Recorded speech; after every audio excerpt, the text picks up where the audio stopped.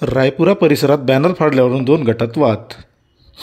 17 September रोजी रात्री लहान मुलांचा आपसात झालेला वाद पाहता पाहता विकोपाला गेला आणि लहान मुलाचा वाद मोठ्यापर्यंत जाऊन पोहोचल्याने गांधीपूल परिसरात काही काळाकरिता तणाव निर्माण झाला होता। सण उत्सवात या तणावाचे स्वरूप पाहता पोलिसांनी अतिरिक्त पोलीस बंदोबस्त दाखल होताच संपूर्ण परिसरात शांतता निर्माण झाली। याच दरम्यान अचलपूरसह परतवाडा शहरात मोठ्या प्रमाणात अफवा उधाण आले होते। गणपती विसर्जनावर वादंग झाला। मात्र हा वाद गणपती विसर्जन मिरवणुकीची दरम्यान नव्हे तर सरमासपुरा पोलीस स्टेशन हद्दीतील रायपुरा भागात बॅनर फाडल्यावरून झाल्याची माहिती पुढे आली।